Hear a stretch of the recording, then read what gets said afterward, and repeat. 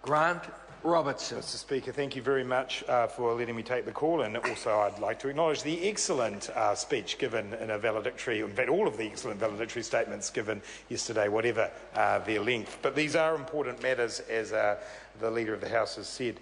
Mr. Speaker, I want to work through the areas that the Standing Orders Committee considered and pick up one or two matters both that have resulted in recommendations and some that haven't, which I believe should be revisited in the next term of Parliament by the Standing Orders Committee.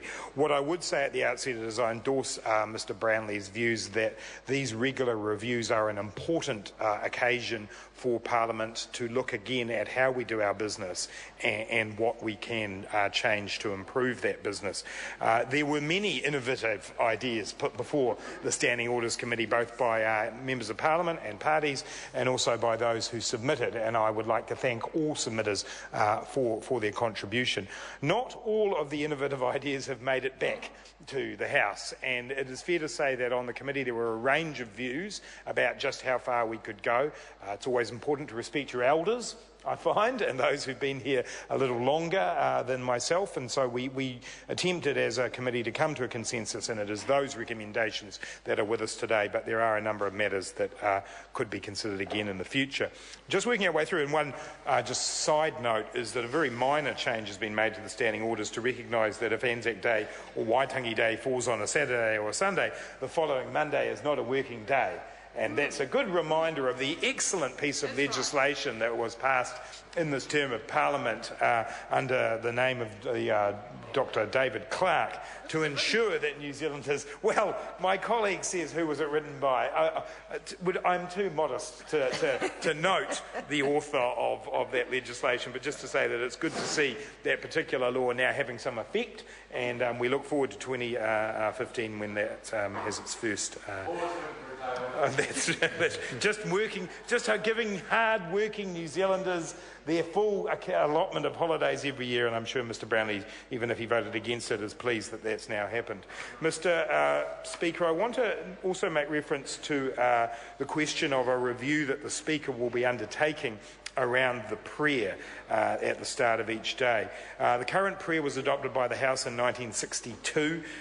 Its wording is very much evocative of that time and perhaps doesn't take into account the increasing diversity of New Zealand and the increasing range of faiths and beliefs that we have in our country. On a personal note, Mr Speaker, I'd say that it's very important that this House starts the day with some time for reflection. I think that is an excellent thing. We're all elected here, as you tell us often, Mr Speaker, as honourable members, and it's important that we take a moment to consider what that means. We need to do that in such a way that every member of this House feels included in that reflection, and my view is that there is now an opportunity for the Speaker to review that issue. There's no outcome that is specified. It's merely something that the Speaker will now do in the next Parliament, and I look forward to the outcome of that. I also want to pick up Mr Brownlee's comments around what I think is a very important change, the amendment of Standing Order 105 to recognise that any member may address this House in New Zealand Sign Language. That is an important development. New Zealand Sign Language is an official language of this country, and it is about time that this House recognise that, as it does with Māori. Also English, which is not actually an official language of this country, but obviously is the most commonly spoken tongue. Not by law, it's not. It is in fact not by law an official language. Yeah, and so, but it is obviously the language of convention. The Attorney General has for the second time, actually said I was right about something. We better get that on the hands, huh? But yeah, it is a very important moment. Yeah, that's right. He'll return to type later. It'll be fine. But what we do strongly understand and appreciate here is that members of Parliament, as we move to being able to use sign language more often, will be working in consultation with the Speaker's office about that. But it is an excellent development for this House, Mr Speaker. The area that I just want to dwell on for a couple of minutes is the question of the New Zealand Bill of Rights and Bill of Rights vets that are undertaken. The committee had a significant discussion about this, and certainly some of us on the committee believe that the recommendation we have here to amend standing orders to provide that a paper presented by the Attorney-General about the inconsistency of a provision with the New Zealand Bill of Rights Act stands referred to a select committee for consideration. That is a good first step to ensure that select committees will look at the Attorney-General's Section 7 comments. However, there were a number of members of the committee who felt that that did not go far enough, and certainly Labor members of the committee would have preferred that a report from a select committee would come back to Parliament after the reference of an Attorney-General's Section 7 recommendations. We feel that this is an important area. If Parliament is going to say we're going to allow an inconsistency with the Bill of Rights Act, then that is something that should be debated openly and clearly and given some attention in a select committee, and at the moment we don't believe that is certain enough. The other area that concerned a number of members of the committee is when very large supplementary order papers find their way into the House at the last minute and we don't have time for the Attorney-General to look at those in the same way as substantive pieces of legislation. We have seen in this Parliament very large SOPs that have not had substantive consideration and certainly haven't had the Attorney-General's oversight in terms of their Bill of Rights Act consistency. So on those two matters, Mr Speaker, certainly the Labor members of the committee would have liked to have seen us go further, but we are pleased to support the amendment to standing orders that at least will mean select committees will always consider the Attorney-General's wise words on inconsistency with the Bill of Rights Act. Mr Speaker, we made an important decision to increase scrutiny in a number of areas. So the budget debate will now move from 14 to 15 hours, the estimates debate from 8 to 11 hours. Those two debates are very important parts of the scrutiny of what the government does with the hard-earned dollars of taxpayers, and the committee agreed that more focus on that would be beneficial to the House. That sees a reduction in debate on the Prime Minister's statement from 15 to 13 hours. It has been the practice in the last few years for that debate to become a bit of a catch-all, and I don't think losing 2 hours off that versus having an increased financial scrutiny would be a bad trade-off at all. And so we are pleased to support those amendments and changes in the way in which debate takes place.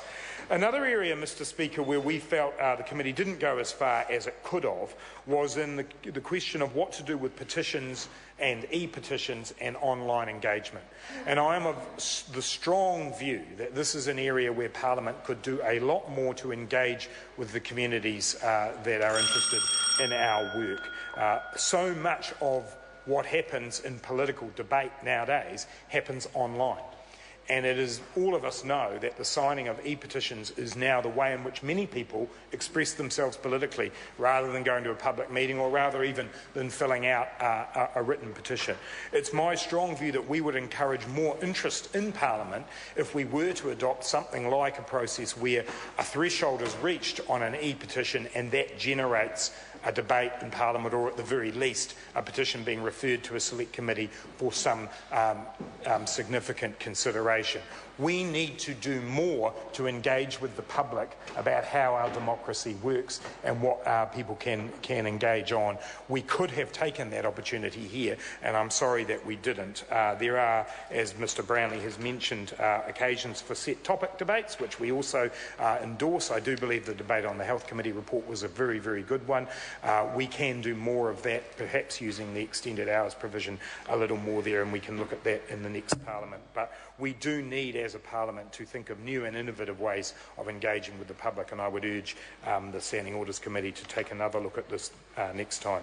Mr Speaker, I won't dwell on the changes to the pecuniary interest register, except to note that obviously members of Parliament will need to look carefully at the changes, particularly around the question of the definition of gifts, and in particular that multiple gifts gifts from the same donor that breach the $500,000 threshold now need to be declared. That will mean members of Parliament need to look much more carefully at the gifts that they receive and keep a record of them.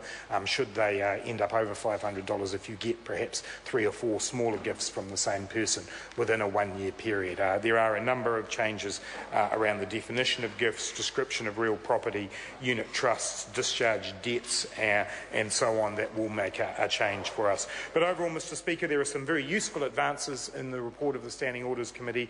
We would have liked 1 or 2 more, but we are happy to support the report.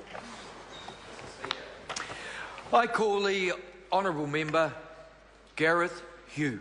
Kia ora, Mr Speaker. Ngā mihi Tēnā koe. kia koutou.